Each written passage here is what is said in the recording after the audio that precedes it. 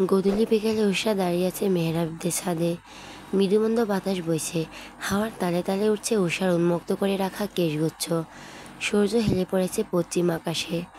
আকাশের লাল আভা সেজে উঠেছে ভিন্ন রূপে। উষা এক মনে আকাশ দেখছে। মেহরাব সেদিক রাতেই উষাকে নিয়ে এসেছিল। উষার সে কি রাগ! গোটা একটা দিন মেহরাবের সাথে কথাই বলেনি। কেন বলবে কথা?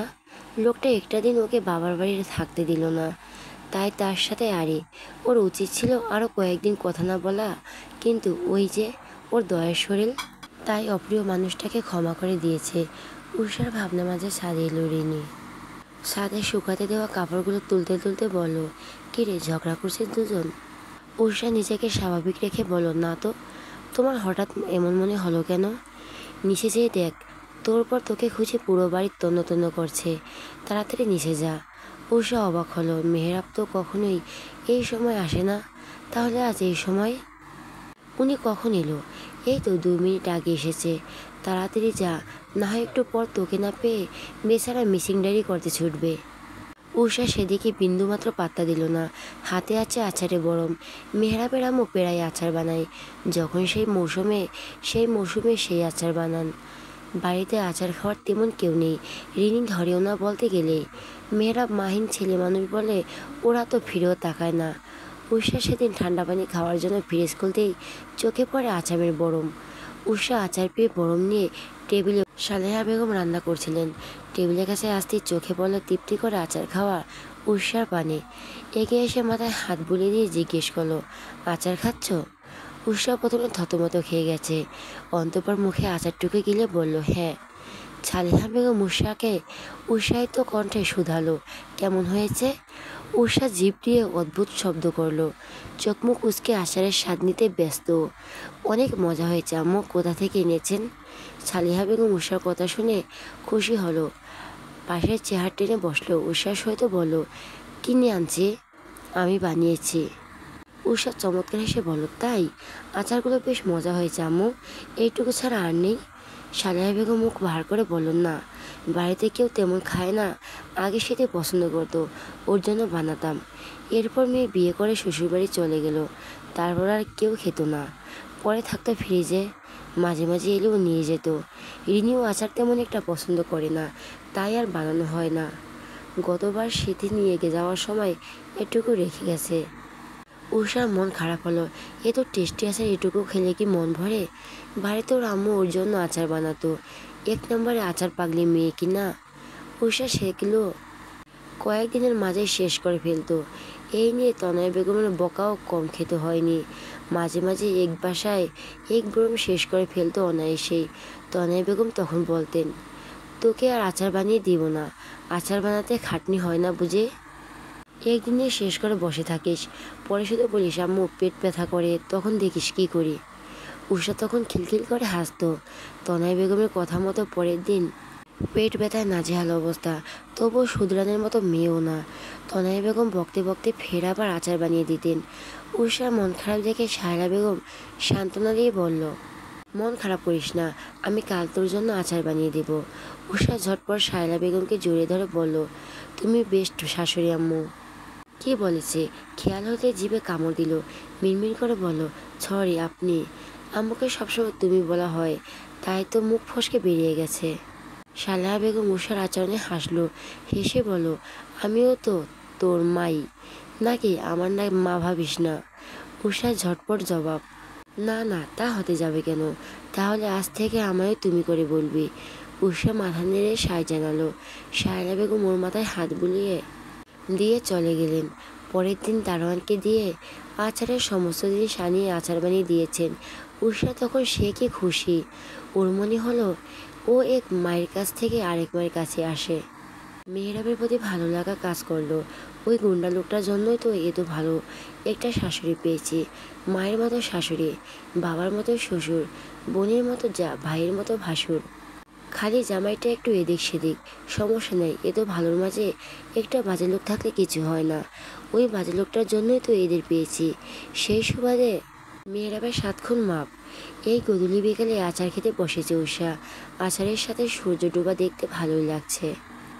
সাথে সাথে টুকটুক করে কথা বলছে। হঠাৎ রিনি খেয়াল করলো উষা অর্ধেক বরফ শেষ করে ফেলছে। কাছে এসে বলল, কী রে, কী করছিস? উষা হঠাৎ রিনির এমন আচরণে অবাক হয়ে বলল, কি করেছি? রিনি রসিকতা করে বলল, কাহিনী কি বল। এ তো আচার খাচ্ছিস যে, সুখবর টুখবর আছে নাকি? এই মুহূর্তে ছাদে পা রাখলো মেহেরাব। রিনির কথা শুনে উষার হেঁচকি উঠে গেছে, চোখ বেরিয়ে আসার উপক্রম। মেহেরাবও সেম অবস্থা। বেচারা এসেই যে শখ পেল। রিনি উষার অবস্থা দেখে পিঠে হাত বুলিয়ে বলল। মেহেরাব বিড়বিড় করে বলল, কাছে গেলেই 2 লাফ দেয়, সেখানে নাকি আবার সুখবর। সারা জীবন আমার বাবা ডাক থেকে বঞ্চিত থাকতে হবে মনে হচ্ছে। রিনির নজর পড়ল মেহেরাবের উপর। ওকে দেখে জোরপূর্বক হেসে বলল, দেবরজি, এই যে তোমার বউ। তুমি খুঁজছিলে না? আমার একটু কাজ আছে, আমি নিয়ে যাচ্ছি। তুমি তোমার বউকে সামলাও। রিনি কোনোতে কেটে পড়ল। উষা এখন কিছুটা স্বাভাবিক হয়েছে। মেহেরাবের কাছে এসে বলল, তুমি এখানে আর আমি তোমাকে পুরো বাড়ি তন্ন তন্ন করে খুঁজে ফেলছি। এই সন্ধ্যাবেলা ছাদে কি করছো? উষার মেজাজ খারাপ হলো। দেখছে না আচার খাচ্ছে, তাও আবার প্রশ্ন করছে। তেরা জবাব দিল, তারা গুনছে, গুনবেন? মেয়েরা অবাক হয়ে শুধালো, এই ভোর সন্ধ্যাবেলায় তুমি তারা কোথায় পেলে? তোমার হাতে তো আচারে বরম। দেখছেন যেহেতু, তাহলে আবার দেখার পরও জিজ্ঞেস করলেন? মেয়েরা পকেটে হাত গুজে বলো, আমি রুমে যাচ্ছি, তাড়াতাড়ি এসো। বলেই চলে গেল। উষাও উঠল, নিচে নেমে আচারে বরম ফ্রিজে রেখে রুমে ঢুকলো। মেহেরাব আগে থেকেই সেখানে আছে, কি যেন খুঁজে চলছে। উষা এগিয়ে গিয়ে জিজ্ঞেস করলো, কিছু খুঁজছেন? সেদিন যে ফাইলটা রাখতে দিয়েছিলাম সেটা কোথায় রেখেছ? সরুন, আমি খুঁজে দিচ্ছি। উষা খুঁজতে মিনিটের মাঝে পেয়ে গেল। মেহেরাবের হাতের ফাইলটা ধরিয়ে দিয়ে বলল, এই নিন আপনার ফাইল। উষা চলে আসতে নিবে এমন সময় মেহেরাবও হাত টেনে কাছে নিয়ে গেল। মেহেরাবের প্রশস্ত বুকের সাথে উষার পিঠ ঠেকল। মেহেরাব পিছন থেকে শক্ত করে জড়িয়ে ধরল। উষা চমকে উঠে বলল, এটা কি হলো? মেহেরাবের সহজ সরল জবাব, আমি আমার বউকে জড়িয়ে ধরলাম। উষা তেতে উঠে বলল, সারাদিন শুধু জোরাজুরি করার ধান্দা, ধান্দাবাজ লোক একটা। ছাড়ুন তো, ছাড়ুন বলছি। মেহেরাব ছাড়লো তো নাই, উল্টো আরও শক্ত আলিঙ্গনে জড়িয়ে নিল। ভাবুক কণ্ঠে বলল, একটা কথা ভাবছি। উষা আগ্রহ সহিত জিজ্ঞেস করলো, কি? মেয়েরা উষার কানের কাছে মুখ নিয়ে ফিসফিস করে বলল, ভাবি কথাটা সত্যি প্রমাণ করলে কেমন হয় বলো তো? উষার শির দ্বারা বেশ শিহরণ বয়ে গেল। অদ্ভুত অনুভূতি হলো। উষার আর বেশি কিছু ভাবতে পারল না। মেহরাবের বন্ধন থেকে ছাড়া পাওয়ার জন্য ব্যাকুল হয়ে উঠল। ছাড়া পাওয়া তো দূর, উল্টো আরও গভীর বন্ধনে আটকে যাচ্ছে। উষা ফন্দি করে মেহরাবের পায়ে পাড়া দিল। হঠাৎ আক্রমণে হাতের বাঁধন শিথিল হলো। উষা ছুটে পালালো। দরজার কাছে যেয়ে মুখ ভেঙচি দিয়ে বলল, সেগুলো বালি, আপনি বসে বসে স্বপ্ন দেখতে থাকুন মিস্টার। বলেই ছুটল।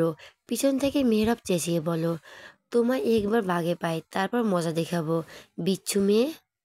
উষার কথাগুলো শোনার আগেই কেটে পড়েছে। রোদের তীব্রতায় নাস্তানুবোধ অবস্থা এক একজনের। আজ যেন গরম একটু বেশি পড়েছে। এতদিন রোদের তীব্রতা যে উপর দিয়ে চোখ তুলে তাকানোর জোরও নেই। গরমে ঘেমে গেছে উষা আর তানজিলা। দুজনে কপালে বিন্দু বিন্দু ঘাম জমেছে। সেই সাথে পেয়েছে পানির তৃষ্ণা। গলা শুকিয়ে গেছে। কারো কাছে পানি নেই, যেটুকু এনেছিল খাওয়া শেষ। মাত্রই ছুটি হলো। বেরিয়ে আশেপাশে মেহরাবকে খুঁজলো, তবে তার দেখা নেই। রাস্তার ওপারে কিছু মুদি দোকান দেখা যাচ্ছে। তানজিলা বলল, দোস্ত চল ওপার থেকে ঠান্ডা জাতীয় কিছু কিনে আনি।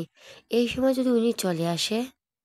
আরে আসলে আসুক, 2 মিনিটও লাগবে, চল না, গলা শুকিয়ে আসছে। উষাও রাজি হয়ে গেল। দুজন রাস্তা পার হয়ে দুটো ক্যান কিনলো, সাথে সাথে খুলে খাওয়া শুরু করলো। এতক্ষণে মনে হয় জীবন ফিরে পেল।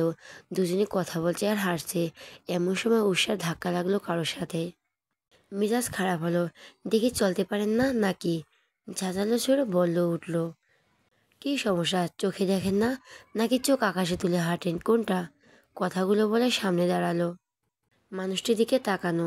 ছেলেটি ওর দিকে ড্যাব ড্যাব করে তাকিয়ে আছে। উষার মেজাজ আরও চটে গেল।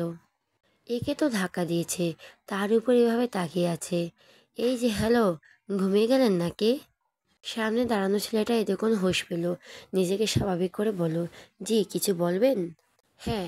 চোখ কোথায় রেখে হাঁটেন, আসমানে? দেখে চলতে পারেন না? ছেলেটি হেসে বলল। সরি, একটু তাড়ায় ছিলাম তো, তাই আর কি খেয়াল করিনি। এরপর থেকে খেয়াল রেখে হাঁটবেন। জি অবশ্যই। তবে আপনি মনে হয় আমাকে চিনতে পারেননি। এই লোককে কি ওর চেনার কথা? আগে কোথাও দেখেছি বলে মনে হচ্ছে না। তানজিলার দিকে তাকালো। ওর অবস্থা সেম। উষা ভুরু কুচকে জিজ্ঞেস করলো, আপনি কি বাংলাদেশের প্রেসিডেন্ট? ছেলেটি উত্তর করলো না। তাহলে ফেমাস সিঙ্গার? না। তাহলে আপনাকে চেনার কথা আসছে কোথা থেকে ভাই?